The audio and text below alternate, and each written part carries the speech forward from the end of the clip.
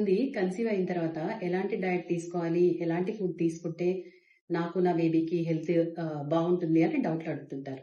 So, కానీ ఈ pregnancy diet అనేది కన్సీవ్ అయిన తర్వాత కంటే కూడా ముందు నుంచే కూడా ప్లాన్ చేసుకోవాలి. సో, ఇప్పుడు ప్రెగ్నెన్సీ కన్సీవ్ అయిన తర్వాత కూడా carbohydrates, fats, proteins, vitamins, minerals అనేవి పర్ఫెక్ట్ బ్యాలెన్స్ లో ఉండాలి. అంటే రికమెండెడ్ డైటరీ అలవెన్స్ కి అనుగుణంగా ఉండాలి.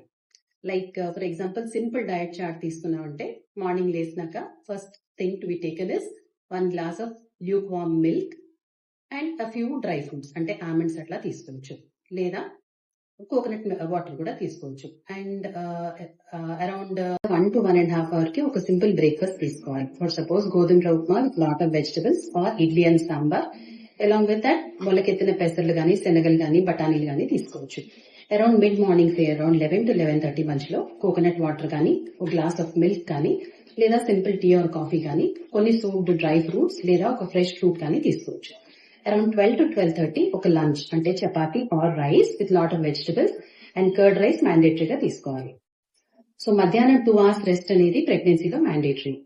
అరౌండ్ ఈవినింగ్ 4-4:30 మధ్యలో ఒక స్నాక్ లైక్ ఫ్రూట్ కానీ, మొలకెత్తిన పెసర్లు కానీ, బఠానీలు కానీ, ఒక సింపుల్ సాలెడ్స్ కానీ తీసుకోవచ్చు. ఎర్లీ డిన్నర్ ఎప్పుడూ మంచిది. అరౌండ్ 7 to 7:30 డిన్నర్ ఫినిష్ చేయాలి, which maybe either rice or chapati again with curd rice and lot of vegetables. పడుకునేటప్పుడు ఒక గ్లాస్ గోరువెచ్చని పాలు తాగి పడుకోవచ్చు. ఒకవేళ నైట్ ఏమైనా మధ్యలో మెలకు వచ్చి కొంచెం ఆకలి అనిపిస్తే ఒక గ్లాస్ మజ్జిగ కానీ